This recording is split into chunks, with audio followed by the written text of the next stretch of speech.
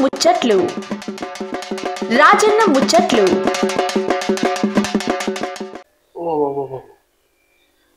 మేము తక్కువ బందోబస్తు లేదా ఇల్లు చాలా పెద్ద ఉన్నది. బాగున్నది షాపాలకు బందోబస్తు పిల్లగా ఇక చూపెట్టు. దేవుడు ఉన్నాడు ముంగట్ని, దేవుని మొక్కుపోయి వదం ఇక. దేవుడా జర మంచిగా చేయాలి అన్నతోటి ప్రోగ్రామ్ నేను ఇక వేస్తే ఇక ఏం రాదనా ఎక్కడ పోయినా ఏం కథ ఇక చాలా రోజులతో కనిపిస్తున్నట్టున్నారు. ఏం చేయాలో రా ఇక పొద్దు మంతానికి వచ్చిన పెద్దపల్లి జిల్లా. పెద్దపల్లి జిల్లా కూడా ఏం రాదని అంటున్నారు. ఏం చేయాలో రా ఇక్కడ ఒక స్పెషల్ అయిన మనిషి ఉన్నాడు ఇక సార్ పేరు వచ్చేసి చంద్రపట్ల సునీల్ రెడ్డి. ఇక మొన్ననే మన బీజేపీ పార్టీ నుండి జిల్లా అధ్యక్షునిగా ఎన్నుకున్నారు అందరు కూడా. ఇక ఈ పక్కకు పెడితే చూడండి సార్ది చాలా రోజుల రాజకీయం. సార్ వాళ్ళ నాయ ఉన్నాడు పెద్ద మనిషి. ఆ సార్ కూడా ఏమంటారు 4-5 కింటాల సర్పంచ్ మళ్ళీ ఇక ఎమ్మెల్యే బాగా చేసిండు. ఇక 17 సంవత్సరాల రాజకీయం ఉన్నది. ఇక మన సార్ కూడా సునీల్ రెడ్డి సార్ కూడా ఇక సేవల కార్యక్రమాలు మాత్రం మస్తు చేస్తున్నాడంట. ఈ కరోనా టైంలో బాగా బందోబస్తు చేసినాడు. ఇక ఫస్ట్ టీఆర్ఎస్ నుండి ఇక బీజేపీలోకి వచ్చిండు. ఇక పనిని చూసి ఇక బీజేపీ పెద్ద మనుషులు అందరూ కూడా మంచిగా జిల్లా అధ్యక్షుని పదవి ఇచ్చారు సార్కి. ఇక ఎట్లా చేసిండు ఏం కథ ఇలా వాళ్ళ నాయన కార్యక్రమం కూడా బాగానే చేసిండు. ఇక అవన్నీ తెలుసుకొని పోమని చూడరా. ఇక సార్ ఎర్రగా బుర్రగా తమాష ఉన్నాడు. ఇక సార్ నా పక్క ఉన్నాడు. ఈ పిల్లగా జర సార్దికి ముఖం పెట్టు తమాష ఉంటే ముచ్చట్లు గిప్ప చూడండి. ఇక సార్ నమస్తే. నమస్తే రాజన్న, బాగున్నా సార్? యాంగి మాత్రం కథ నాకు సార్ ముట్టుకున్నా సార్, కడకున్నా సార్. నాదేమో మెత్తబల్స ఉన్నది. ఏం చేస్తాం సార్, మీరు మంచిగా ఏడ కొనుక్కు సార్? ఇక్కడనే హైదరాబాద్ లో. నాకు కూడా రెండు ఇప్పిస్తే బాగుండే సార్. పండుగ కూడా దగ్గరకు వస్తుంది కదా సార్, ఇక శివరాత్రి. ఇక వచ్చినా సార్ ఇక మీకోసం వచ్చినా ముచ్చి పెడదామని జర సురియేద్దామా సార్? మరి సార్ రోజు చెప్పుడు సార్ ఇక మీ గురించి. నా పేరు చంద్రపట్ల సునీల్ రెడ్డి సార్. మాది రాజకీయ కుటుంబం సార్. నాన్న మా పెద్దనాన్న, అంతకంటే ముందు మా పెద్దనాన్న ఎమ్మెల్యే ఉండే మంతనికెళ్ళి. మా పెద్దనాన్న సమితి ప్రెసిడెంట్, అనేక మంది సర్పంచ్ సమితి ప్రెసిడెంట్. అప్పుడు శ్రీపాదరావు మీద పోటీ చేసి స్వల్ప మెజార్టీతో ఓడిపోయాను పాపం మా పెద్దనాన్న. ఇప్పుడు రెండాకుల గుర్తంటే అప్పుడు సంజయ్ విచార్ మంచి సార్, అది మేనకా గాంధీ పార్టీ రాష్ట్ర అధ్యక్షుడు ఉండి కొంచెం నచ్చలే యాక్చువల్లీ మా పెద్దనాన్నకి. అంటే లాస్ట్ లో అంత రిగ్గింగ్ మోసం చేసి మా పెద్దనాన్న పాలిటిక్స్ కెళ్ళి తప్పుకున్నాడు. తర్వాత నాన్న ఒక 17-18 సంవత్సరాలు సర్పంచ్, తర్వాత మండల అధ్యక్షుడు అయ్యిండు. తర్వాత ఎమ్మెల్యే అవకాశం వచ్చింది, ఎమ్మెల్యే అయ్యిండు. తర్వాత నాన్నకు మళ్ళీ ఎప్పుడు టికెట్ కూడా మోసం జరిగింది. ఇప్పుడు నాయన పేరు సార్ రామరెడ్డి అని చంద్రపల్లి, మంచి పేరు యాక్చువల్లీ. ఇవాళ కూడా ఎక్కడ ఆయన ఇప్పుడు దిగిపోయి 30 సంవత్సరాలు అవుతుంది. మంత్రులు ఏడవైనా గుర్తు చేసుకుంటాం. గుర్తు చేసుకుంటే కాదు, మాకు ఈ పని చేసి ఆ పని చేసిన మరి చెప్తాం. మంచి పేరు, మంచి రాజకీయ కుటుంబం. నేను అంటే నాన్న మా కుటుంబం రాజకీయంగా ఉన్నాను. ఎప్పుడైనా చదువు మీద బాగా అంటే దాని మీదే ఫోకస్ పెట్టినా. అట్లానా? ఇక్కడ హైదరాబాద్ పబ్లిక్ స్కూల్లో చదువుకున్నా సార్. ఇక మీరు ఎంతమంది మొత్తం? అంటే ఇద్దరు. Number 1 2 sir? నేను నెంబర్ 1, తమ్ముడు ఇద్దరము. అంటే మేము ఇద్దరం కూడా స్టడీస్ లో చాలా మంచిగా మొదటికెళ్ళి కూడా మంచిగా చదువుకుంటారు సార్. మరి నేను 10th HPS చదువుకున్నా. ఎక్కడ sir? HPS Hyderabad public school ఉంది. దాని తర్వాత ఇంజనీరింగ్ ఏమో REC భోపాల్. అది చేసుకున్నాక US లో మాస్టర్ చేసిన 2 years చేసి ఆడ 15 years అక్కడనే ఉండే US లో. 15 సంవత్సరాలు మంచి కార్పొరేట్ లైఫ్, మంచి అన్ని విధాలా సెట్ అయి ఉండే. కాకపోతే ఏంటంటే రాజకీయంలో నేను అప్పటి వరకు ఇంట్రెస్ట్ చూపట్లే. తర్వాత చంద్రబాబు నాయుడు ఒకసారి రమ్మని ఒకసారి US వచ్చినప్పుడు కలవడం జరిగింది. KCR కూడా కలవడం జరిగింది. తర్వాత ఇక రాజకీయ కుటుంబం కాబట్టి చాలా మంది కూడా వస్తే మంచిగా ఉంటది అని అప్పుడే నాన్న ఫాలోవర్స్ అందరు అన్నట్టుతో 2010 లో వచ్చిన నేను రాజకీయంలో. 2009 లో వచ్చిన కొంచెం డిస్టర్బెన్స్ అయింది. ఈ రాజకీయాలు ఎందుకు మనకు అవసరం లేదు, మళ్ళీ వెళ్ళిపోతే మళ్ళీ పిలిపించుకున్నారు. కోపం కలడా సార్? మరి ఇవన్నీ ఎందుకు బిడ్డ నేను చేస్తున్నా రాజకీయం, మరి నువ్వు చదువుకో మంచిగా అయిపోయింది. మనం చదువు అయిపోయింది, సెట్ అయిపోయినాం, ఎస్టాబ్లిష్ అయిపోయినాం, అన్ని అయిపోయినాయి, అన్ని అయిపోయినాయి. కానీ అంటే ఒకటి ఉన్నది కోణం, ఇప్పుడు కూడా రాజకీయం మనకు పదవుల కొరకు కావాలి అని ఆశించి రాలే. మంచి లైఫ్ కోల్పోయిన 15 years నేను పడ్డ శ్రమ కష్టం నాకు తెలిసి తెలంగాణ కూడా ఎవరు పడిపోయింది. అంత శ్రమ పడ్డా, అంత కష్టపడ్డా. కానీ ఒకటే మన ధ్యేయం ఏంటంటే మంతని, ఇప్పుడు మా మంతని ప్రాంతం చూసుకున్నట్టు పివి నరసింహారావు ఒక ప్రధానమంత్రి, ముఖ్యమంత్రి మంత్రికి వెళ్ళి, తర్వాత ఇప్పుడు Sripada Rao speaker, Sridhar Babu education minister and civil supplies, ఇప్పుడు ఐటీ శాఖ ఇండస్ట్రీస్ అండ్ ఇన్ని అంటే మా మంత్రి ప్రాంతంకి వెళ్ళి ఎమ్మెల్యే గెలిచి ఇన్ని మంచి పదవులు అనుభవించి ఇప్పుడు కూడా 119 కాన్స్టిట్యున్సీలు అన్నిటికంటే వెనుకబడ్డ కాన్స్టిట్యున్సీ అంటే మంత్రి కాన్స్టిట్యున్సీ. సో మనకు ఒక ఆశ ఉండే, మనం ఈ కాన్స్టిట్యున్సీకి వెళ్ళి వచ్చినాం, ఒక ప్రేమ ఉన్నది కాన్స్టిట్యున్సీ మీద, ఖచ్చితంగా కాన్స్టిట్యున్సీని మన తరఫుకెళ్ళి ఒక అవకాశం వస్తే డెవలప్మెంట్ చేద్దాం. ఇక్కడ మనం అన్ని చూసినాం, చదువుకున్నాం, అన్నిట్లో మనం నెంబర్ 1 ఉన్నాం, ఇండస్ట్రీస్ నడిపినాము, ఎడ్యుకేషన్ పరంగా ఉన్నాము, ఫ్యామిలీ బ్యాక్గ్రౌండ్ ఉంది, చేద్దామని ఒక కుతూహలం ఉంది. సరే ఇవన్నీ ఉన్నాయి కదా, సరే మన ప్రాంతానికి చేసుకుందాం ఏదైనా. ఇప్పుడు మనం ఎక్స్ట్రా సాధించేది అయితే ఏం లేదు, కంపెనీలో కార్పొరేట్ ఆల్రెడీ ఒక మంచి పేరు సంపాదించుకున్నాం అని చేసుకున్నాం.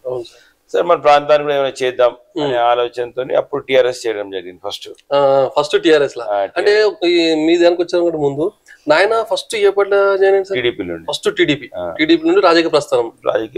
తర్వాత సార్ తర్వాత నాతో పాటు పాప నాయన నేను ఎటుపోతాడు నాతో పాటు సపోర్ట్ చేసిన అన్ని కుటుంబాలలో మా దగ్గర అట్లా లేదు, ఏదున్నా అందరం కలిసి కట్టుగానే నిర్ణయం చేస్తాం, కూర్చొని అంతా మాట్లాడుకొని బయట కలిసి కట్టుగానే డెసిషన్ చేస్తాం. పాపం నాన్న అంత ఎమ్మెల్యే అంత పేరు సంపాదించిన అంత మంచిగా పాపం ఎప్పుడు కూడా నేను ఏది చెప్తే పాపం నాకు సపోర్ట్ చేసి ముందుకు వచ్చాడు. అది కూడా ఒక విధంగా సరే ఒక మానసిక ధైర్యం అనేది ఉంటది. సో నాన్న తెలుగుదేశం ఉండే, నేను కూడా తెలుగుదేశం అప్పుడు నాన్నప్పుడు సపోర్ట్ చేసిన. తర్వాత 2000 తెలంగాణ ఉద్యమంకి వెళ్ళి టీడీపీ అవుట్ అయిపోయింది, అందరం కూడా టీఆర్ఎస్. వాస్తవంగా 2010 to 2014 అక్కడ మంతెల్లా కష్టపడేది నేను రామరెడ్డి గారు. మేము 5 సంవత్సరాలు కష్టపడి తెలంగాణ జెండాను మోసి ఇక రేపు ఇక తెలంగాణ వచ్చింది కొట్లాడినాక ఇక టికెట్ తీసుకొని నిల్చోనే ఉంది ఫార్మాలిటీ, ఇక గెలవడం. అసలు 2014 ఎమ్మెల్యే కావాలి మనం. ఆ టైంలో ఇక మాకు టికెట్ కాకుండా వేరే వాళ్ళకి టికెట్ ఇవ్వడం జరిగింది, ఎవరికి ఆయనకి ఇచ్చిన ఆయనకి గెలవడం జరిగింది. ఎందుకంటే మూవ్మెంట్ వేవ్ వస్తుంటుంది. తర్వాత 2018 కూడా మళ్ళా కూడా ప్రస్తుత అక్కడున్న టిఆర్ఎస్ అభ్యర్థికి ఇస్తే గెలవడు, మనకి ఇస్తా అని మళ్ళీ హామీ ఇవ్వడం జరిగింది. మళ్ళీ మనం కష్టపడ్డాం, మళ్ళీ లాస్ట్ మినిట్ కి మళ్ళీ టికెట్ ఇవ్వాలి.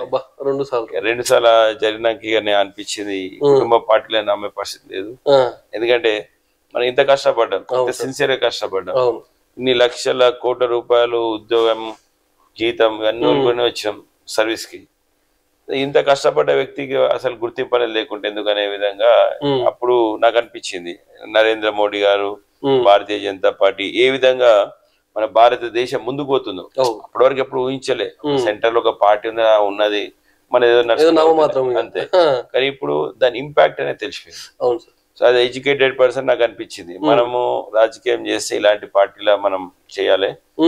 సరే మంచి వచ్చాడో మనకు ఈ పార్టీకి మనం కష్టపడ్డేదంటే ఖచ్చితంగా మనకు ఫ్యూచర్ ఉంటది అని ఒక ఆలోచన చేసి 2010 కాదు సారీ 2020 బీజేపీ పార్టీ చేయడం జరిగింది. అప్పుడు నానేమన్నారు సార్? నాన్న ఓకే సపోర్ట్ దేనికన్నా నాన్న అంటే ఇప్పుడు ఏజ్ కూడా మీద పడ్డది, but at least is very supportive. ఆయన ఇండివిజువల్ గా ఏది ఉన్నా అని కొంచెం అండర్స్టాండ్ చేసుకుంటాడు. సో సపోర్ట్ చేయడం జరిగింది. తర్వాత ఈ 3 years 2020-23 వరకు ఎలక్షన్స్ 2020-23 వరకు 3 years బాగా కష్టపడ్డాం బీజేపీలో. అక్కడ ఒక బీజేపీకి మాదంటే ఒక ప్రత్యేకమైన స్పేస్ తయారు చేసుకున్నాం. 2 స్ట్రాంగ్ ప్రత్యర్థులు, ఆ 2 ప్రత్యర్థుల మధ్యలో ఒక ఫ్రెష్ క్యాండిడేట్ కి ఒక అవకాశం రావాలి ఇవ్వాలి అనేది కూడా చాలా మందికి మైండ్ ఉన్నది. అండ్ ఆ టైంలో బీజేపీ కూడా మంచిగా పుంజుకుంటుంది. సో ఈ 2 కలిసి వచ్చే అంశాలు లేక మంచిగా జరుగుతుండే. లాస్ట్ 6 months కొంచెం మొత్తం ప్లేట్లన్నీ చేంజ్ అయిపోయినాయి. అంటే భారతీయ జనతా పార్టీ కూడా కొన్ని అంటే డైరెక్షన్ వల్లనో లేకపోతే దేని వల్లనో కొంత ప్రజలలో మొత్తం నెగిటివ్ అయిపోయింది. తర్వాత కేసీఆర్ అసలు ఒడగొట్టేదే భారతీయ జనతా పార్టీ, అసలు మొత్తం మూవ్మెంట్ అంతా కాంగ్రెస్ చేతిలో పెట్టినట్టు. ఎవరికి చాలా మంది మా దగ్గర కూడా కాంగ్రెస్ కి వెళ్ళి టిఆర్ఎస్ కి వెళ్ళి మా సైడ్ వస్తా అనుకున్న కూడా ఇదంతా లాస్ట్ చూసుడుతో కొంచెం అయిపోయింది యాక్చువల్లీ. దాని తర్వాత నాకు కూడా కొంచెం టికెట్ విషయంలో ఇబ్బంది పెట్టింది మళ్ళా, బట్ ఫైనల్ గా ఇచ్చిండ్రు. కానీ ఆ 15-20 days గ్యాప్ లో ఏమైంది మొత్తం వెళ్ళిపోయినారు అంతా. 2 స్ట్రాంగ్ ప్రత్యర్థుల కాడ ఇక మన దగ్గర ఉన్న చాలా మంది నాన్న నమ్ముకున్న వాళ్ళు తప్పితే మిగతా చాలా మంది వస్తా అనుకుంటే వాళ్ళంతా మళ్ళా అటు కాంగ్రెస్ ఓడగొట్టు బీజేపీ బీఆర్ఎస్ ఓడగొట్టే వాళ్ళంతా కాంగ్రెస్ వెళ్ళిపోయింది. వారికి మనకు మళ్ళీ టికెట్ ఇచ్చినా కొంచెం లేట్గా ఇచ్చిండు, ఇబ్బంది అయింది. సో కొంచెం బాధ ఉండే, అరే మనం ఇంత కష్టపడ్డాం, కరోనా సమయంలో దాదాపు కిట్లు ఇచ్చినాము, టెస్ట్లు చేయించినాము, ఫ్రీగా చేయించినాము, వరదలు వచ్చినప్పుడు 5,000 మందికి మనం నిత్యావసర సరుకులు అందించి కాపాడినాం. ఇంత కష్టపడ్డా మనకు ఇంత ఎట్లయింది అనేది కొంచెం బాధ ఉండే, నిరుత్సాహం ఉండే ఎలక్షన్స్ తర్వాత. కానీ భారతీయ జనతా పార్టీ నేను ఎప్పుడు కూడా పోయి అడగలే, నాకు జిల్లా అధ్యక్షుని చేయండి, చేయండి అని అడగలే. మనం కష్టపడుకుంటూ పోతున్నాం, అదే బ్యూటీ. బీజేపీలో కూడా వాళ్ళే గుర్తించి వాళ్ళే ఫీడ్బ్యాక్ తీసుకొని వాళ్ళే ఖచ్చితంగా ఈ జిల్లాల కొంత మనకు ఫ్యూచరిస్టిక్ లీడర్ కావాలి, ఎంకరేజ్మెంట్ చేయాలి అన్ని ఆలోచన చేసి మనకు అవకాశం ఇచ్చిండ్రు. ఖచ్చితంగా జిల్లా అధ్యక్షులైనందుకు ముఖ్యంగా అంటే భారతీయ జనతా పార్టీ మన కష్టాన్ని గుర్తించి చేసినందుకు చాలా సంతోషం అనిపిస్తుంది. జిల్లాలో కూడా అనేక ఇష్యూస్ ఉన్నాయి, వీటన్నిటిని కూడా ఖచ్చితంగా అధిగమించి జరగబోయే పార్లమెంట్ ఎలక్షన్స్ ఒక కీలకమైన ఎలక్షన్స్ భారతీయ జనతా పార్టీ, ముఖ్యంగా మా పెద్దపల్లికి. ఇప్పుడు మొన్న అయోధ్యలో రాముంది ఇది మన టెంపుల్ ఇనాగ్రేషన్ తర్వాత ప్లస్ ఇప్పుడు జరుగుతున్న వాతావరణంలో కూడా ప్రజలు చాలా మంది నరేంద్ర మోడీ గారే మనకు ప్రధానమంత్రి కావాలి. అవును సార్, ఇక్కడ క్యాండిడేట్ ఎవరున్నారు అది ఎవరు చూస్తలేరు. నరేంద్ర మోడీ మళ్ళీ ఒక్కసారి ప్రధానమంత్రి కావాలి, పర్సన్ వారికి ఒక మంచి అవకాశం. భారతీయ జనతా పార్టీ కూడా మంచి అవకాశం. ఖచ్చితంగా మా ఏరియాలో కూడా అసెంబ్లీకి జరిగిన ఎలక్షన్స్ కి ఇప్పుడు పార్లమెంట్ కి జరగబోయే ఎలక్షన్స్ కి చాలా తేడా ఉంటది. ఎందుకంటే ప్రజలు కూడా చెప్తున్నారు. ఇంకో విచిత్రం ఏంటంటే మేము అసెంబ్లీ ఎలక్షన్లలో కూడా చాలా మంది మాకు ఓటు వేయకపోయినా అప్పుడే చెప్పారు, అంటే ఎలక్షన్ తర్వాత చెప్పారు, ముందు ఇట్లా మీకు ఈసారి వేయలే గానీ పార్లమెంట్ కి వచ్చాక మీకు వేస్తాం, భారతీయ జనతా పార్టీకి వేస్తామని చెప్పడం. వారికి ఒక నమ్మకం అయితే ఉన్నది ప్రజల. ఇప్పుడు మేమైతే అసెంబ్లీలో కష్టపడ్డామో అదంతా పార్లమెంట్ కలిసి వస్తుంది సార్. మరి ఒక మాట్లాడుతూ కోపం కావద్దు సార్, ఈ షాది ఎప్పుడు చేసుకున్నావు సార్? పెళ్లి చేసుకొని 20 సంవత్సరాలు అయితే 25 years 99 2024 మొన్ననే 25 years యానివర్సరీ. అవునా సార్? అంటే మంచి పెద్ద చేసుకున్నారు దావత్. దావత్ అంటే సరే అప్పట్లో నాన్న ఎమ్మెల్యే ఉండే పెళ్ళైనప్పుడు, అప్పుడు అందరు వచ్చిన చంద్రబాబు నాయుడు ముఖ్యమంత్రి అంతా, అప్పుడు ఇక మొత్తం కేబినెట్ అంతా వచ్చింది. పిల్లలు ఇద్దరు, ఒక కొడుకు ఒక బిడ్డ. కొడుకు ఏమో 11th క్లాస్, బిడ్డ 9th క్లాస్. ఇక్కడనే ఇండస్ ఇంటర్నేషనల్ స్కూల్ అని హైదరాబాద్. మీ బ్రదర్ సార్ తమ్ముడు వచ్చి ఇంకా యుఎస్ లోనే ఉన్నాడు. యాక్చువల్లీ ఇద్దరం యుఎస్ లోనే ఉండే, నేను వచ్చేసిన, ఆయన ఇంకా ఆడనే ఉన్నాడు. ఆయన కూడా వస్తాడు ఇంకో 1-2 years లా. అంతా మేము ఉన్నాం కదా, ఆయన కూడా వచ్చేసాడు. పిల్లలు అంటే ఇంకో 12th తర్వాత కాలేజెస్ కి వెళ్ళినాక ఫ్రీ అయిపోతారు ఆయన కూడా. సో నేను కూడా చెప్తా ఇప్పుడు వచ్చేసేడికి ఇక్కడికి అంతా మన ఫ్యామిలీ గానీ మనం మొత్తం మొదటికెళ్ళి కూడా మనం ఇక్కడ ఉన్నాం కదా. రెండోది India is a special country. ఏమని చెప్పండి, మనం ఈయనే ఉండాలి. సో ఎంత చదువుకొని ఎంత పోయి పని చేసి వచ్చినా అని మళ్ళీ ఇండియాకే రావాలి, ఇండియాలో ఉండాలి. సో నాకు ఇండియాకి వచ్చి ఇక్కడ మళ్ళీ సెటిల్ అయినందుకు చాలా సంతోషం అనిపిస్తుంది.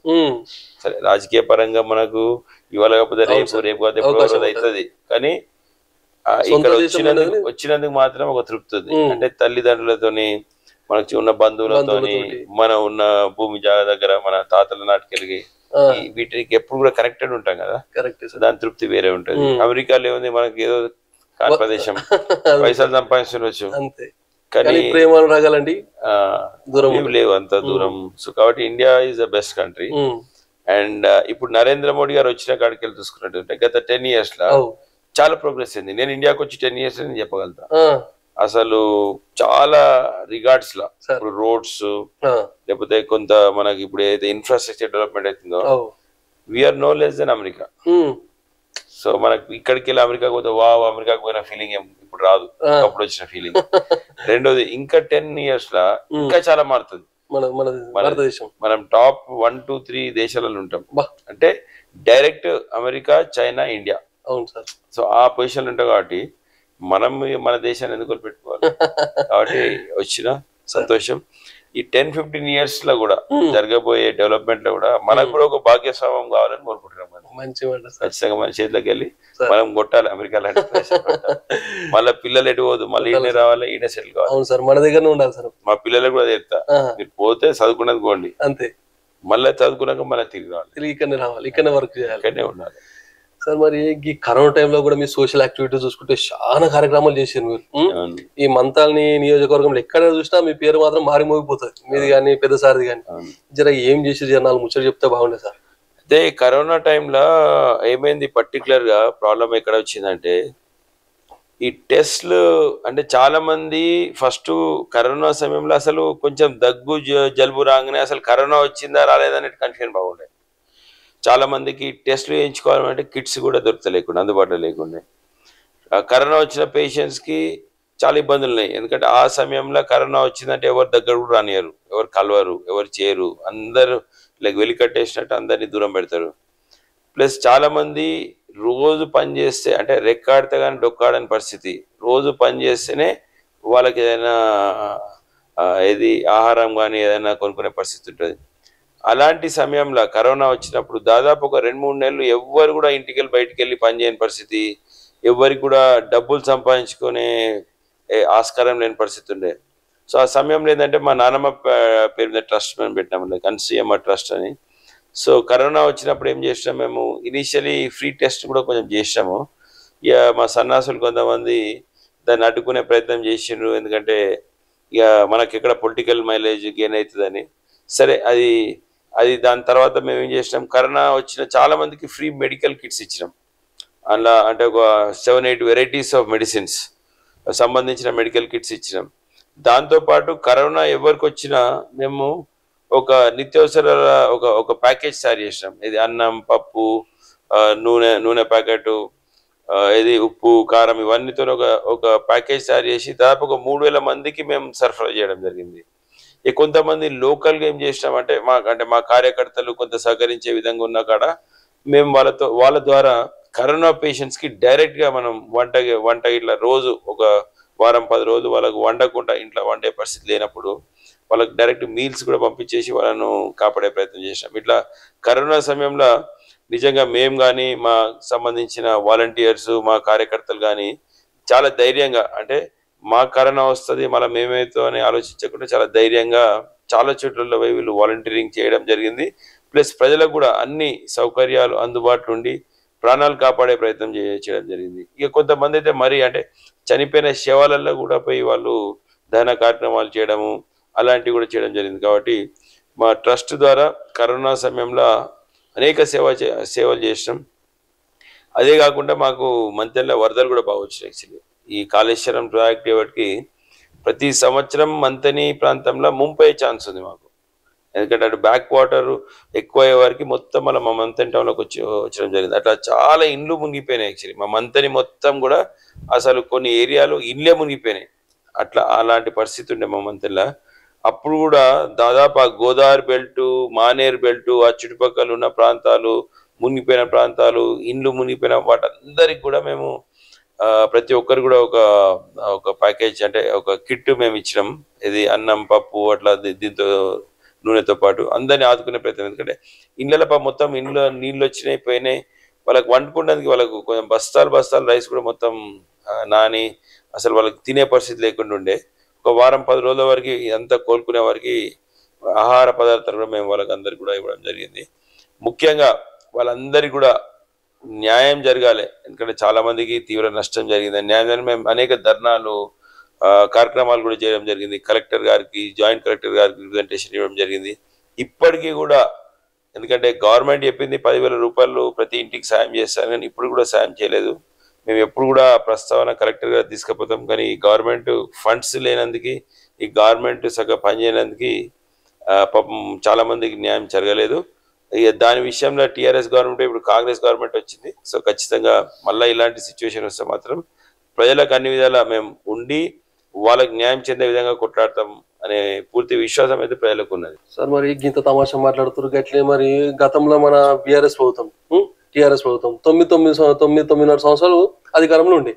మరి అప్పుడు చేసినవాడి కాదు సంక్షేమ పథకాలు కానీ, మళ్ళీ ఇప్పుడు 100 రోజులు మన కాంగ్రెస్ ప్రభుత్వం వచ్చి 100 రోజులు అవుతున్నాయి. వీళ్ళు 6 గ్యారెంటీలు పెట్టారు. ఈ ఆ పథకాల గురించి ఈ పథకాల గురించి 4 ముచ్చట్లు చెప్తే బాగుండే సార్. పక్కా ఇప్పుడు టిఆర్ఎస్ చెప్పుకోవడానికి బోలెడని పథకాలు పెట్టింది సార్, కానీ ఒక సామాన్య వ్యక్తికి కావాల్సింది ఏంటిది? ఆయనకు కావాల్సింది ఇల్లు కావాలి, డబుల్ బెడ్రూమ్ ఇల్లు అని చెప్పిండ్రు. ఇప్పుడు మా కాన్స్టెన్సీలో దాదాపు 2,30,000 ఓట్లు ఉన్నాయి. మరి అంత పెద్ద కాన్స్టెన్సీలో ఒక 90 డబుల్ బెడ్రూమ్ ఇల్లు ఇస్తే ఎవరికి సరిపోతున్నట్టు? ఎంతమంది పేద ప్రజలు ఉంటారు? ఒక ఊర్లో లెక్క తీసుకుంటేనే మనకు 30-40 మంది 50 మంది, ఒక ఊర్లో 100 మంది వరకు ఒక ఊర్లోనే పేద ప్రజలు ఉంటారు. మరి ఆ పేద ప్రజలకి డబుల్ బెడ్రూమ్ ఇల్లు కట్టించాల్సింది పోయి మొత్తం కాన్స్టెన్సీలు ఏదో నామరూపకంగా 90 ఇల్లు ఇచ్చి మేము మొత్తం పథకాలు చేస్తున్నామని ఒక భ్రమలుండే టిఆర్ఎస్ గవర్నమెంట్. అడుగుతున్నాం ఏం కావాలి? ఒక సామాన్య వ్యక్తికి ఉండడానికి ఇల్లు కావాలి, డబుల్ బెడ్రూమ్లో ఫెయిలియర్. చదువుకోవడానికి ఎడ్యుకేషన్ కావాలి. ఇవాళ ఎక్కడ చేసి కేజీ టు పీజీ ఫ్రీ విద్య అని చెప్పిండ్రు, మొత్తం ఫెయిలియర్. పాపం మా ఊర్లో చాలామంది కైకిల్ చేసి కూలి చేసి లక్షల రూపాయలు కట్టుకుంటే మళ్ళీ చదివించుకోవాల్సిన పరిస్థితి వస్తుంది. మళ్ళీ విద్య ఫ్రీ ఉచిత విద్య అన్నారు, విద్య మన వైద్యం అన్నారు, వైద్యం ఎక్కడ చేసిండ్రు? పాపం ఇప్పుడు ఆరోగ్యశ్రీ కార్డు చక్కగా పనిచేయదు హాస్పిటల్లో, ఏదో నామమాత్రంగా 1-2 కేటగిరీస్ చెప్తే మిగతా అన్నీ మళ్ళా కరోనా సమయంలో చాలా మందికి సామాన్య ప్రజలకు కూడా కరోనా వచ్చి 10 లక్షలు 15 లక్షలు కూడా ఖర్చు పెట్టి ప్రాణాలు కోల్పోయిన పరిస్థితి వచ్చింది. మరి అసోంటి సమయంలో గవర్నమెంట్ ఎందుకు ఆదుకోలే? అసోంటి సమయంలో గవర్నమెంట్ అంటే ఇసోంటి ఈ విద్యకు వైద్యంకి వచ్చే వరకు పూర్తిగా నెగ్లెక్ట్ చేసింది గవర్నమెంట్. కాబట్టి వాళ్ళు ఏది స్కీమ్లు ఇచ్చిండ్రు, మీదికెళ్ళి ఏదో ఇచ్చి ఏదో అందరికి మేము ఏదో చేస్తున్నాం, సంక్షేమం చేస్తున్నాం అనే ఒక భ్రమ కల్పించింది తప్పితే సామాన్య ప్రజలకు కోరుకునే విధంగా కాదు. ఇప్పుడు రైతు బంధు ఇచ్చింది, 100 ఎకరాలు ఉన్నవానికి కోట్ల రూపాయలు ఇవ్వబట్టే.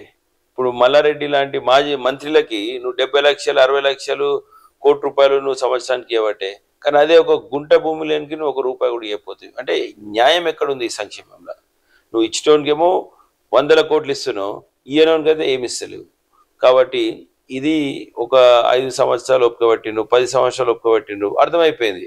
ఇప్పుడు దళిత బంధు అని చెప్పినావు, ఆ దళిత బంధులు ఎవరికి ఇస్తున్నావు? మా మొత్తం కాన్స్టెన్సీలో నువ్వు మండలానికి 10 దళిత బంధు ఇచ్చినావు, మరి మిగతా దళితులందరూ ఎడపోవాలి? సరే మిగతా వెనుకబడ్డ తరగతులందరూ ఎడిపోవాలి. కాబట్టి ఇవన్నీ ఒక గిమ్మిక్ రాజకీయం, ఓటు రాజకీయం, ప్రజలను మభ్యపెట్టే రాజకీయం తప్పితే వీళ్ళు సామాన్య ప్రజలకు మాత్రం ఈ స్కీమ్లు వర్తిస్తలేవు అనేది ప్రజలు డిసైడ్ అయిపోయినారు, దించుదామని కూడా డిసైడ్ అయిపోయారు. ఇప్పుడు కాంగ్రెస్ గవర్నమెంట్ ఏం చేస్తుంది? ఇది వచ్చింది రాగానే అంటే రాకముందే ఈ టీఆర్ఎస్ కంటే మేము ఇంకా మంచిగా చేస్తాము, ఇంకా 6 గ్యారెంటీలు ఇస్తాము, మేము మహిళలకి 2,000 రూపాయలు ఇస్తాము, ఫ్రీ బస్ పాస్ ఇస్తాము, గ్యాస్ కనెక్షన్ ఇస్తాము, మేము విద్యుత్కి 200 యూనిట్లు ఇస్తాము అని అదొక్కటే గ్యారంటీ. 6 గ్యారంటీలు అదొక్కటే గ్యారంటీ. తర్వాత మన యువతకి మేము పెన్షన్ ఇస్తాము, 3,000 రూపాయలు 4,000 రూపాయలు పెన్షన్ ఇస్తాము, వృద్ధులకు మేము 4,000 రూపాయల పెన్షన్ ఇస్తాము. ఇట్లా అనేక వీళ్ళు ఏది ఉద్యమకారులకు కానీ ఇల్లు లేని వాళ్ళకి కానీ మేము అందరికి ఇల్లు కట్టిస్తాము. ఇట్లా 6 గ్యారంటీలు అయితే కాంగ్రెస్ గవర్నమెంట్ ఇచ్చిందో అలా ఇప్పటివరకు వాళ్ళు చేసింది ఒకటే గ్యారంటీ. ఆ ఒక్క గ్యారంటీలో 2-3 అంశాలల్లో అది కూడా కంప్లీట్ చేయలే. ఆ మహిళలకు సంబంధించిన అంశాలల్లో అది కూడా కంప్లీట్ కాలే.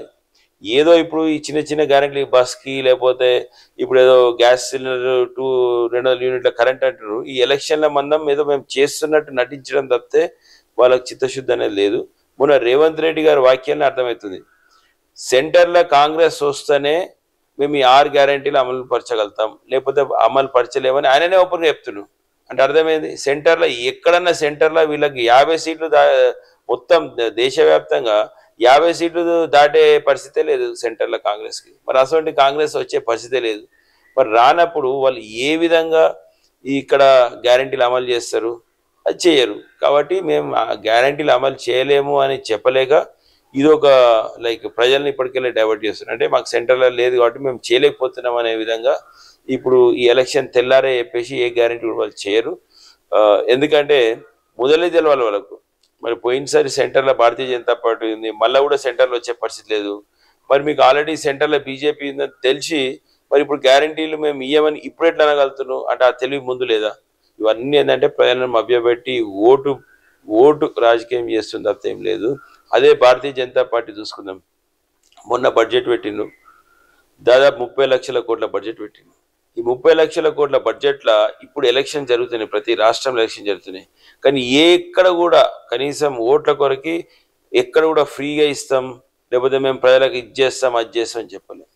ఎక్కడ కూడా మేము 2000 ఇస్తాం 1000 ఇస్తాం అని సోమరిపోతులు చేసే స్కీమ్లు పెట్టలే. వాళ్ళు ఏది చేసినా మన దేశం మళ్ళీ 5 సంవత్సరాలు 10 సంవత్సరాలు ఎట్లా ముందుకు పోవాలి, ఇక్కడ ఉన్న భారతీయులందరూ కూడా ఏ విధంగా మంచిగా ధనవంతులు కావాలి అనే ఆలోచనతో బడ్జెట్ ఉంటే తప్పితే నేను సోమరిపోతుల బడ్జెట్ మాత్రం భారతీయ జనతా పార్టీకి లేదు. మనం చూసుకున్నట్టయితే రైతన్నలకు దాదాపు 1,00,000 కోట్ల ఇప్పుడు 1,65,000 కోట్ల రూపాయల వరకు పెంచింది. అంటే సబ్సిడీలు కానీ లేకపోతే వాళ్ళకి సంబంధించిన ఏది పెట్టుబడులు కానీ ఇవన్నీ కూడా పెంచే విధంగా రైతన్నలు అందరూ కూడా బాగుపడే విధంగా అట్లా చేసే బడ్జెట్ రైతులను రాజులుగా చేసే బడ్జెట్ చేయాలి కానీ ఏదో 1000-2000 ఇచ్చి మీరు దీంతో సరిపెచ్చుకోండి అనే విధంగా కాకుండా ఇవన్నీ కూడా ఈ రెండు ప్రాంతీయ పార్టీలు కానీ లేకపోతే కాంగ్రెస్ పార్టీ కానీ ప్రజలని ఏ విధంగా మోసం చేయాలి, ఏ విధంగా ఓట్లు తెచ్చుకోవాలి, గెలవాలి, గంతే తప్పితే వాళ్ళకి వేరే ఆలోచన లేదు. అది కానీ భారతీయ జనతా పార్టీ మాత్రం కేవలం భారతదేశాన్ని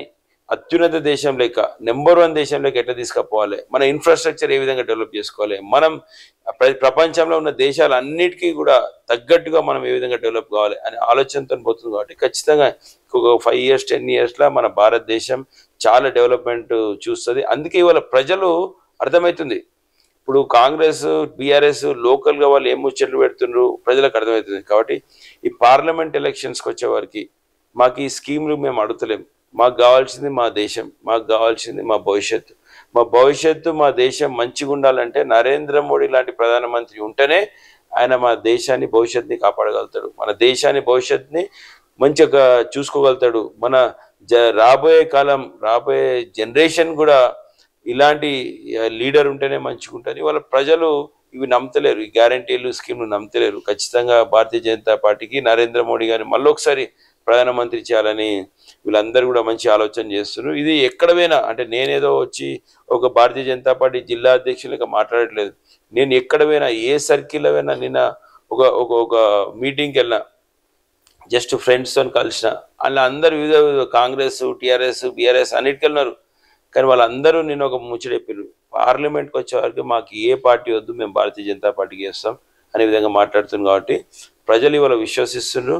ఇలాంటి స్కీమ్లు పెట్టి మన రాష్ట్ర ఖజానాన్ని మొత్తం ఖాళీ చేసి మొత్తం దివానా వేసేసి ఇవాళ 3 సంవత్సరాలు 4 సంవత్సరాలకి వెళ్ళి కాంట్రాక్టర్లకు ఒక పైస ఇవ్వకుండా, సర్పంచ్లకి పనిచేసే వ్యక్తులకు ఒక పైస ఇవ్వకుండా ఇట్లా గోస పెట్టుకొని మరి ఏ విధంగా వీళ్ళు పరిపాలిస్తారో నాకు అర్థం కాదు. కానీ ఖచ్చితంగా ఇవన్నీ ప్రజలు చూస్తున్నారు, అర్థమవుతున్నారు. ఖచ్చితంగా రాబోయే కాలంలో డెవలప్మెంట్ ఫోకస్ వీళ్ళు కూడా ఈ పార్టీలు కూడా ఇటువంటి చిల్లర రాజకీయాలు ఫ్రీ స్కీమ్లు ఇచ్చే రాజకీయాలు బంద్ చేసి డెవలప్మెంట్ ఫోకస్ చేయండి. ఇవ్వండి, వాళ్ళకు ఉద్యోగాలు ఇవ్వండి, చదివియండి, వాళ్ళకి మంచి హాస్పిటల్ ఫెసిలిటీస్ ప్రొవైడ్ చేయండి, వాళ్ళకి మంచి ఉండడానికి ఇల్లు సదుపాయాలు ప్రొవైడ్ చేయండి. ఇలాంటి పనులు చేస్తే ఆటోమేటిక్గా మనిషి తన కష్టం మీద డెవలప్ అయ్యే ఛాన్స్ ఉంటాయి. కానీ ఆయనకు రోజుకు నెల తిరగానే 1000 రూపాయలు 2000 ఇస్తాంటే ఆయన ఏం కష్టపడతాడు, ఏం తిరుగుతాడు. ఇలాంటివి బంద్ చేసి భారతీయ జనతా పార్టీ ప్రజల గురించి దేశం గురించి ఆలోచిస్తున్నారో ఆ పద్ధతిలో పోతేనే ఖచ్చితంగా భవిష్యత్తు మంచిగా ఉంటుందని ఇవాళ ప్రజలు కూడా విశ్వసిస్తున్నారు. సార్ మరి ఇక పోయే ముందు మాట్లాడుతా సార్, ఇక ఈ అసెంబ్లీ ఎలక్షన్లో ఓడిచిపోయినాయి, మరి వచ్చేటి ఇప్పుడు పార్లమెంట్ ఎలక్షన్, మరి మన పెద్దపల్లి జిల్లాలో మంత నియోజకవర్గం ఎట్లుంటుంది సార్? మరి బీజేపీ ప్రభావం మంచిగా ఉంటుంది. అంటే పెద్దపల్లి పార్లమెంట్ లో మంతనే కాదు, ఉన్న 7 నియోజకవర్గాలలో కూడా మంచిగా ఉంటుంది. ఎందుకు మంచిగా ఉంటుంది అంటే, ఒకటి ఇప్పుడు ప్రధానంగా 3 పార్టీలు ఉన్నాయి, కాంగ్రెస్ బీఆర్ఎస్ బీజేపీ. ఇప్పుడు ఒక ఓటరు పార్లమెంట్కి ఎలక్షన్స్ వచ్చే వరకు 3 పార్టీలకు చూస్ చేసుకోవాల్సి ఉంటుంది. ఇప్పుడు బీఆర్ఎస్ ఎంపీ అభ్యర్థి ఎవరో నిలుచుంటారు. ఇప్పుడు బీఆర్ఎస్కి ఓటేద్దాం అనుకుందాం.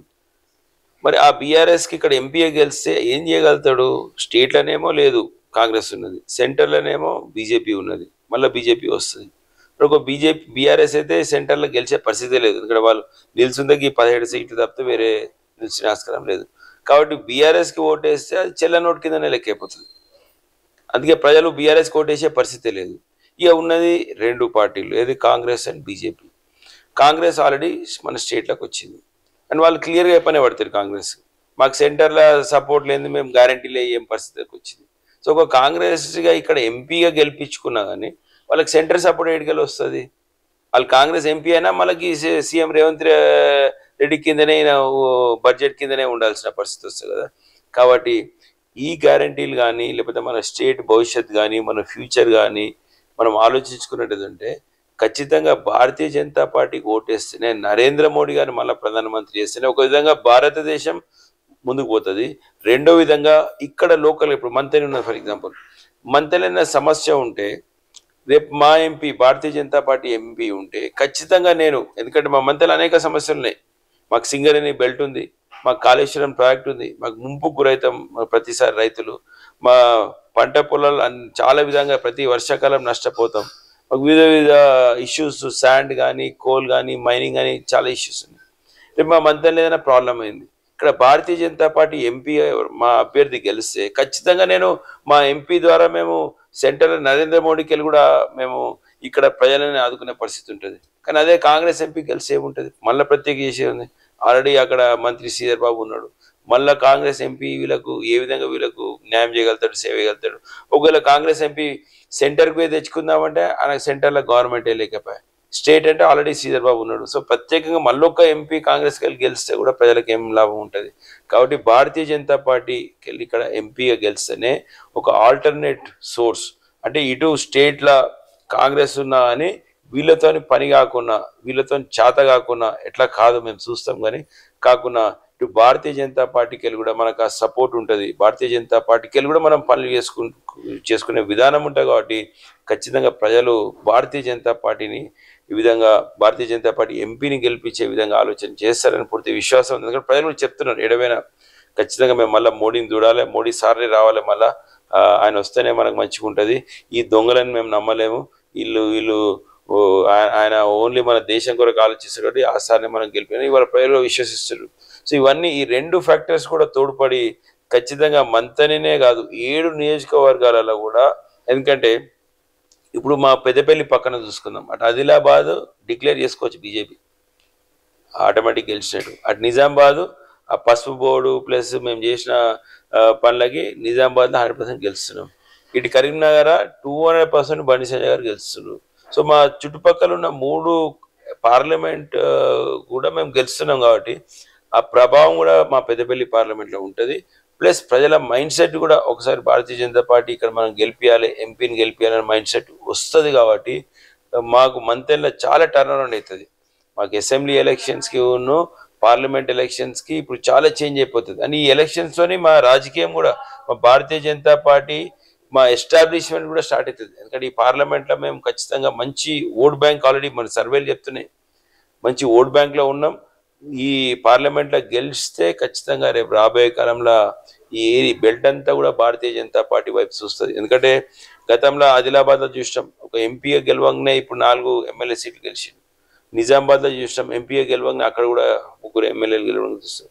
కాబట్టి ఇప్పుడు ఇక్కడ పెద్దపల్లిలో కూడా ఈ పార్లమెంట్ ఎలక్షన్స్ తర్వాత ఖచ్చితంగా భారతీయ జనతా పార్టీకి ఒక మంచి ఫ్యూచర్ ఉంటుంది. ఎందుకంటే దీని తర్వాత జరగబోయే సర్పంచ్ కానీ కౌన్సిలర్ ఎలక్షన్స్ కానీ మున్సిపాలిటీ కానీ చాలా మంది ఇప్పుడు నాయకులు ఆల్రెడీ నాతో టచ్ వచ్చిండ్రు, వీళ్ళందరూ కూడా భారతీయ జనతా పార్టీకి వద్దామని సిద్ధమవుతున్నారు.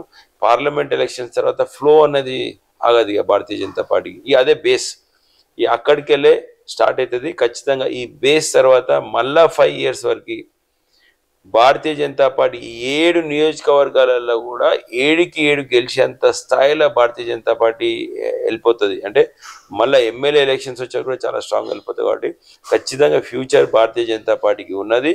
ఫ్యూచర్ మళ్ళీ ఈ గవర్నమెంట్ తర్వాత మళ్ళీ వచ్చే గవర్నమెంట్ కూడా భారతీయ జనతా పార్టీకి ఖచ్చితంగా అయ్యే అవకాశం ఉంది. కాబట్టి ఆ ట్రెండ్ అంతా కూడా ప్రజలు ఒకసారి ఛాన్స్ ఇస్తారు భారతీయ జనతా పార్టీకి.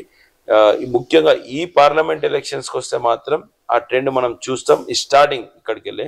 కాబట్టి ఆ ట్రెండ్ మనం చూస్తాం. కాబట్టి ప్రజలు కూడా ఈసారి భారతీయ జనతా పార్టీకి ఏపిస్తారు, గెలిపిస్తారని పూర్తి నమ్మకం, విశ్వాసం నాకున్నది. చిన్న సబ్జెక్ట్ ఏంటంటే ఇప్పుడు చాలామంది భారతీయ జనతా పార్టీ అంటే అదొక హిందుత్వ పార్టీ, వేరే ముస్లిమ్స్ కానీ క్రిస్టియన్స్ కానీ లేకపోతే ఇంకా వేరే ఇతరత్ర కులాలని భారతీయ జనతా పార్టీ వాటికి ఏది నెగిటివ్గా పనిచేస్తుందని ఒక దుష్ప్రచారం చాలా చేస్తారు. చేసేది కూడా ఈ కాంగ్రెస్ పార్టీలు ఎంఐఎం పార్టీలు ఇలాంటి వీళ్ళు వీళ్ళు చేస్తారు తప్పితే భారతీయ జనతా పార్టీ చేయదు. ఇవాళ చూసుకున్నట్టు మన భారతదేశంలో ఇవాళ కొన్ని కులాలు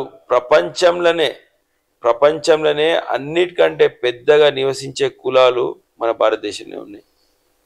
అన్ని కులాలు కూడా మన భారతదేశంలో ఉన్నాయి. గత 10 సంవత్సరాలుగా ఇవాళ మనం పాకిస్తాన్ని చూసుకుందాం, మన ఇండియాని చూసుకుందాం. ఇవాళ పాకిస్తాన్ ముస్లిమ్స్ అంటున్నారు, అక్కడ మాకు కూడా ప్రధానమంత్రి నరేంద్ర మోడీ లాంటి వ్యక్తి కావాలని అంటున్నారు. ఇవాళ వాళ్ళు కొట్లాడుకుంటున్నారు, వాళ్ళకి తిండి కొరకి, బియ్యం కొరకి, గోధుమల కొరకు అక్కడ కొట్లాడుకుంటున్నారు. వాళ్ళ భవిష్యత్ మొత్తం నాశనమైంది. అంటే కేవలం terrorism mind set, fighting mind set, లేకపోతే ఎప్పుడు కొట్లాడ మైండ్ సెట్ ఉంటే వాళ్ళ దేశం ఏ విధంగా వెనకబడ్డదో వాళ్ళకి తెలుసు. వాళ్ళు ఇవాళ కోరుకుంటున్నారు. ఇవాళ హిందూస్ కానీ ముస్లిమ్స్ కానీ ఎంత సామరస్యంగా భారతదేశంలో ఉంటున్నారు, మాకు కూడా అలాంటి వ్యవస్థ కానీ వాళ్ళు కోరుకుంటారు. అంటే పక్కపొంటి దేశంలో ఉన్న ముస్లిమ్సే కోరుకుంటున్నప్పుడు ఇక్కడ ముస్లిమ్స్ ఎందుకు కోరుకోరు? ఖచ్చితంగా కోరుకుంటున్నారు. ఇది కేవలం ఎందుకంటే ముస్లిం ఓట్ బ్యాంక్ కూడా మళ్ళా ఇప్పుడు జనతా పార్టీ హిందుత్వ అంటే కాపాడే కాదు, భారతదేశం కొరకు అత్యున్నత దేశం చేయడానికి వాళ్ళందరూ కూడా కష్టపడతారు. భారతదేశం అత్యున్నతమైన దేశం అయితే ఇల్లు ఉన్న వాళ్ళందరూ కూడా బెనిఫిటే కదా. అది హిందూస్ కానీ, ముస్లిమ్స్ కానీ, క్రిస్టియన్స్ కానీ అందరు బెనిఫిటే కదా. ఇవాళ భారతదేశమే అమెరికాని మించిపోయింది అనుకుందాం ఫర్ ఎగ్జాంపుల్. మరి ఇక్కడ ఉన్న అన్ని కులాలు కూడా నెంబర్ 1గానే అయిపోతాయి కదా. ఒక హిందువులే కాదు కదా, అందరు ప్రోగ్రెస్ అవుతారు కదా, అందరు డెవలప్ అవుతారు కదా, అందరి భూమి జామాలు పెరుగుతాయి కదా. కేవలం హిందూస్ పెరుగుతున్నాయి, ముస్లిమ్స్ పెడతలేవు అన్నట్టు కాదు కదా. రెండోది, భారతీయ జనతా పార్టీ ముస్లిమ్స్కి కానీ క్రిస్టియన్స్ కానీ విరుద్ధంగా ఏదైనా ఒక్కడన్నా చేసిందా? ఏది చేయలే కదా. ఇవాళ 3 తలాక్ తీసేసింది. ఇవాళ మన భారతదేశంలో ఉన్న ముస్లిమ్స్ మహిళలు అందరూ కూడా ఎంత సంతోషపడుతున్నారు. ఇవాళ చాలా చట్టాలు రద్దు చేసింది. ఎందుకంటే గమ్మత్తైన విషయం ఏంటంటే ఈ చట్టాలు సౌదీ అరేబియాలో కానీ ముస్లిం కంట్రీస్లో లేవు, కానీ ఆ చట్టాలు ఇటు ఉన్నాయి. మరి ఇక్కడ తీసేస్తేనేమో వీళ్ళు ముస్లిమ్స్ విరుద్ధంగా మాట్లాడతారు, కానీ ఆడ చట్టాలు లేకుండా మాత్రం సంతోషం. ఇవాళ సిఏఏ అనేది ఒకటి ఉన్నది, అది ముస్లిమ్స్ విరుద్ధంగా కాదు. మన భారతదేశంలో బయటికి వెళ్ళి ఎవరు వచ్చినా వాళ్ళకి సిటిజన్షిప్ రైట్స్ అనేది ఒకటి ఉంటుంది, ప్రతి దేశంలో ఉంటుంది. మనం ఎందుకు పెట్టుకోవద్దు? మనం ఎందుకు మన దేశము అందరి దేశాలకు వెళ్ళి ఇక్కడికి ఎందుకు మనం ఫ్రీగా రానిస్తాం? కాబట్టి భారతీయ జనతా పార్టీ ఎప్పుడు కూడా ముస్లిమ్స్ కానీ క్రిస్టియన్స్ కానీ మతాలకు అగెన్స్ట్ కాదు. మాకు కూడా నరేంద్ర మోడీ గారు చాలా క్లియర్గా చెప్పారు అనేక సందర్భాలలో, ముస్లిమ్స్ అయినా క్రిస్టియన్స్ అయినా మీరు అందరినీ గౌరవించాల్సిందే, మన పార్టీలో వాళ్ళని చేర్పించుకోవాల్సిందే, వాళ్ళకు కూడా అన్ని అవకాశాలు ఇవ్వాల్సిందే. గంత క్లియర్గా నరేంద్ర మోడీ గారు చెప్పినప్పుడు పార్టీ ఎందుకు వాళ్ళ అగెన్స్ట్ ఉంటుంది? ఇది కేవలం రాజకీయ కోణంలో భారతీయ జనతా పార్టీకి ఓట్లు ఓనియద్దు, ఈ ఓట్లన్నీ మళ్ళీ జల్లెడగడ్డ కట్టి ఇంకో దిక్కు చేయాలి అని కాంగ్రెస్, ఈ ఎంఐఎం లాంటి పార్టీలు చేసే ఈ ప్రచారాలు తప్పితే అందులో వాస్తవం లేదు. ఖచ్చితంగా ముస్లిమ్స్ కానీ క్రిస్టియన్స్ కానీ వాళ్ళందరికీ కూడా భారతీయ జనతా పార్టీకి వెళ్ళి మా పూర్తి సపోర్ట్ మద్దతు ఎప్పుడు ఉంటుంది, కేవలం రాజకీయ పరంగా కాదు. ఖచ్చితంగా వాళ్ళందరూ at the end of the day we are all Indians. As Indians we have to stay united. And Indians is మన బిగ్గెస్ట్ అడ్వాంటేజ్ ఏంటంటే అన్ని కులాల మతాలు ఉంటాయి మన ఇండియాలో. మన ఇండియాలో ఉన్న కుల మతాలు ఏ దేశంలో ఉండవు. కాబట్టి మనం ఒక పేరు తెచ్చుకునే దేశం. అసలు నిజమైన డెమోక్రాటిక్ కంట్రీ అంటే ఇండియా. ఈవెన్ అమెరికా కూడా ఇంత పెద్ద 1.3 1.4 బిలియన్ పీపుల్ వాళ్ళు చెప్పుకోవడానికి కంట్రీలో స్పేస్ పెద్దగా ఉండొచ్చు, 300 మిలియనే. కానీ మనకి ఇక్కడ 1.3 1.4 బిలియన్ పీపుల్ ఇక్కడ మన ప్రాంతంలో ఉన్నారు.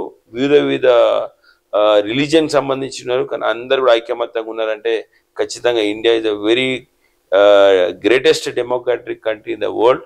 మరి దాన్ని ఈ 10 సంవత్సరాలు కూడా ఎక్కడ కూడా చిన్న ఇన్సిడెంట్ జరగకుండా, ఎక్కడ కూడా ఎవరి మీద దాడులు జరగకుండా ఇంత నీతి నిజాయితీగా ముందుకు పోతున్నందుకు ఖచ్చితంగా భారతీయ జనతా పార్టీ ఏ విధంగా ఆలోచిస్తుంది, అన్ని కులాల మతాలు అందరి గురించి అభ్యున్నత గురించి ఆలోచిస్తుంది అనేది మనం కూడా దాన్ని అర్థం చేసుకోవాల్సిన అవసరం ఉన్నది. ఎవ్వరు కూడా భారతీయ జనతా పార్టీ మాకు అగెన్స్ట్ అనే ఆలోచన చేయొద్దు. ఖచ్చితంగా భారతీయ జనతా పార్టీ ఎవరి కొరకైనా కష్టపడుతుంది, మీ కొరకు అండగా నిలుసని మరొకసారి మీ అందరు కూడా ధైర్యం చెప్తున్నా. సార్ ఇక దమ్మట్టేసి సార్ ముచ్చట చెప్పి చాలా మంచిగా చెప్తే సార్. ఇక వేస్తే చాలా సంతోషం సార్. నిజంగా మళ్ళీ ఒకసారి కలుద్దాం మనం పార్లమెంట్ తర్వాత ఎలక్షన్ అయిపోయినాక మళ్ళీ వస్తాయి జర మీ మనిషి చెప్పి ఇక్కడ బస్ ఎక్కిస్తాడు చక్కగా దిగితే జరిగింది మంచిది sir. Thank you very much. రండి కదలి రండి సునీలన్నతో కదలండి ప్రగతి కోరే గొంతుకకు అండగా నిలవండి తల రాతలు